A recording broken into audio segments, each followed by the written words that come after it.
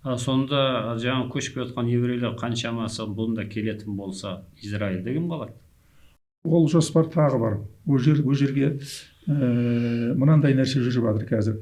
Палестинаны бомбылап тып-типыл қылып жатыр. Халыққа басқа жаққа шығып кетуге Мысыр арқылы шығатын бір жолы бар. Сосын тағы да басқа жақтан шығаратын жолдарын қарастырып жатыр. Халықтың біразы қырылып та бітті өзі. Ол жерге жаңаша бір мемлекет құрады. Ол да негізінен сол еврейлердің мықтыларының ықпалыменен. Бұл жерден өздерінің араларында толып жатқан бір келіспеушіліктер бар, бірақ негізгі бағыттары, мүдделері ортақ. Бұл енді менің жаңа айтып отырған Ариэль Маронның талдамаларынан толып жатқан бір 10 шақты талдауын тыңдадым мен. Өткенде өзіңізге де айтып едім ғой. Соған сүйеніп айтып отырмын мұны. Ол кісі өте жағдайды жақсы білетін кісі. Енді біздің өткен сұхбатымызда сіз бізге Ватикан Сити, Лондон Сити деп айтып кеттіңіз. Осы жобаларға қаншалықты қатысы бар, әсері бар? Енді бұл жерде айттық қой, Лондон Сити бұл қаржы орталығы. Тағы да қайталап айтайын, ол жерге ағылшын мемлекетінің басшысы, патшасы, король не король ретінде кіре алмайды. Лорд мэр дейтін кісісі бар, сол ана күтіп алады, аралайын деген жерін аралатады, сосын көлігіне мінгізіп. Негізгі ықпал осылардан шығады. Ватикан Сити енді бұл жерде дін, католицизм, сосын енді бұлар енді негізінен протестанттарды жақсы қолдайды. Мысалы, Америка негізінен протестанттар. Америка жаңағы тәртіп орнатушы жандармерияның рөлін ойнап отыр. Оны айтты енді. Алғаш осы уақыттан бастап алдағы 30 жылдың ішінде жаңа айттық қой, Лондон Сити негізінен Астанаға көшіп келеді. Соған дайындық Экспо 2017 болатын. Қазір сол жерде Астана халықаралық қаржы орталығы дейді. Сонда 200-ге жақын мемлекеттер өзінің қаржы ұйымдарын, мекемелерін тіркеген. Ол жерде ағылшынның заңымен жұмыс істеп жатыр. Оны біздің елдің конституциясына арнайы заң қабылдады 2015 жылы. Конституцияда сол басқа елдің заңы жұмыс істейтін орын болуы мүмкін деп конституцияға 2019 жылы енгізді. Сонда бұлардың қазақ елінде де жасап жатқан белгілі бір жобалары бар болып тұр ғой? Әрине, бұл жоба бүгін басталған жоқ. Бұл қаржы орталығынан басқа. Бүгін басталған жоқ. 300 жылдан бері келе жатқан жоба. Мысалы, шын Петрді жалған Петрге ауыстырғаны қазір ешкімге құпия емес, интернетте толып жатқан материалдар жүр. Сонан кейін бүкіл Азияны жаулады, оны енді бәріміз білеміз. Сонан кейін бүкіл тарихты қайтадан жазды. Соның жалғасы бұл. Сонда бұл жерде 18-19 ғасырдың ортасында тіпті осы мәселе қозғалған болатын, бірақ сол кезінде белгілі себептермен сол болмай қалды. Атбасар как раз қазіргі Астананың рөлін ойнау керек болатын. Атбасарда жаңағы қаржы орталығы, биржа құрылу керек болатын. Ол биржа белгілі бір себептермен құрылмады. Оған бізде дайын болған жоқпыз. Біз дегенде мен енді қазақтарды айтып отырмын.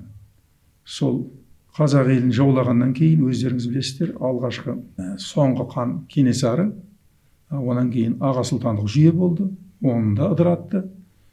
Сонан кейін жаңағы болыстық, уездік құрылымдар құрылды. Бұның барлығы. Ондай болатын болса, мына кеңес өкіметінің келуімен қатар қазақ жеріне ашаршылықтың келуі де осылардың жобасы болып тұр ма? Әрине. Өздеріңіз өткенде айттық қой енді. Мұса алейхиссаламға Тәурат түскеннен кейін сол Тәуратты бұрмалап, Пятикнижие Моисей деп жазып, оны және де билеуші топтың дін деп жариялап, Мемфис, Фиви деген екі қаладағы кәпір бақсылар деп айттық қой. Оның ар жағында басқа күштер тұрды, әрине, аналар көрініп тұрған бөлігі. Солар жердің ресурсы біздің болашағымыздағы ұрпақтарымызға жетпейді, сондықтан адамдардың өсуін тежеуіміз керек деген мәселені қолға алып, онан кейін айттық оны Генуяға, Флоренцияға келді деп, онан кейін Голландия, сонан кейін ағылшынға барды деп айттық. Міне соның өзі осы негізгі мақсат адамзаттың санын азайту. Жоқ, адам санын азайту бір бөлек дүние. Енді сонда қазақ халқының атымен жоқ қылып жіберу де бар ғой бұл жерде. Егер сонша ашаршылықтан 6 миллион халықтың 4 миллионын қырып жіберу деген бұл енді ол халықты түбімен жою ғой. Оның да себебі бар. Біраз халық бізде Қытайға өтіп кетті, біразы ауғанға өтіп кетті, босқын болып. Ал қалған халықтың өзін арнайы вакцина жасап, жадын жоятын, сосын ұрпағы әлсірейтін сондай дәрі-дәрмекпен зорлап тұрып вакцинация жасады. Ол қазір интернетте жүр. Сонда бұл пандемияның келуінде де қазақ халқына бүгінде ұлтты жою ретінде болып жатқан нәрсе ме? Енді қазір кішкене жағдай өзгерген сияқты. Мынау бұрынғы елбасымыз Назарбаев осы ақшаның қожайындарымен келіскен бір несі бар. Онда жердің астындағы байлықтал, үстіндегі байлықтал, бірақ біздің халқымызды кезінде Америка Құрама Штаттарын құрғандағыдай үнділіктердей қырып тастама деген келісімге келгені бар. Бұл енді маған белгілі, бірақ оны енді ашып айта берейін. Бірақ содан кейін мәңгілік ел деген ұран шықты. Ұлтты сақтап қалу ғой. Ондағы басты мәселе сол ұлтты сақтап қалу. Бірақ ол үшін біраз нәрсені құрбан етуге тура келді. Біраз нәрсені құрбан етуге тура келді. Сол оны енді біреулер қазір алай дейді, біреулер былай дейді. Маған енді оның барлығы жақсы белгілі. Себебі тұңғыш президенттің балалық шағы деген кітаптың 3 редактордың қазақша біреуі менмін. Сосын орысша шықты бұл кітап. Елбасы Нұрсұлтан деп, ол Свердловскта шықты. Оны ұйымдастырған Ресейдегі азаматтар. Онда 6 редактор болды. Сол 6 редактордың біреуі менмін. Сосын ол кітап толығымен менің қолымнан өтті. Сондықтан менде біраз мағлұмат бар. Оның барлығын енді мен ашуға әзір құқығым жоқ, себебі кітаптың презентациясы өткен жоқ. Сондықтан оны мен әрі қарап айта алмаймын. Сонда енді біз бұл жобалардан қазақтың ұтатын жері бар ма? Не ұтамыз егер ондай болған жағдайда? Бұл әрбір қазаққа байланысты мәселе деп айтар едім. Себебі жаңағыдай дүниежүзінің алпауыт байлары біздің елге тұрақтайтын болса, сонымен бірге 30 миллионға жақын мықты мамандар келетін болса, оларменен терезесі тең әңгіме жүргізетін болуымыз керек. Ол мен айтып отырғаным үкімет мүшелері, сол кездердегі елбасы, сол кездегі дипломаттар, сол кезде керек болатын болса, қарапайым азаматтың өзі жаңағылармен тепе-тең деңгейде сөйлесе алатындай болуымыз керек. Оған өкінішке орай біз дайын емеспіз. Мектепті жоқ қылдық. Мына тест деген нәрсеменен қазір тіпті 10-шы класс бітірген бала өзінің аты жөнін өмірбаянын дұрыстап жаза алмайды. Арнаулы орта оқу орындарын 10 әлсіреттік. Жоғары оқу орны тіпті ешқандай сын көтермейді.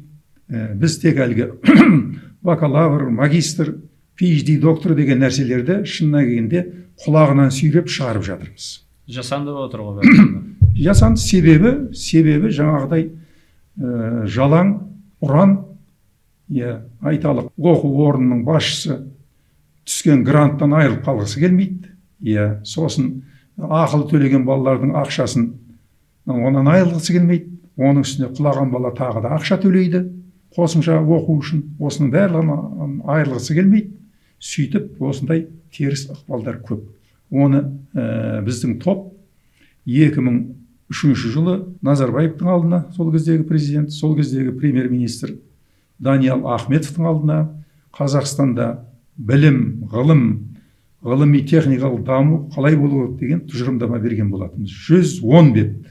Ол сырғып келді де министрліктен менің өзімнің оқушымның қол қоюыменен жауап келді. Сонда айтқаны, мынау біздің заңымызға келмейді екен, біздің ұстанып отырған ұстанымымызға келмейді екен деп жауап келді. Сол інімнен, оқушымнан, сен оқыдың ба десе, ой аға, қайдан оқисың?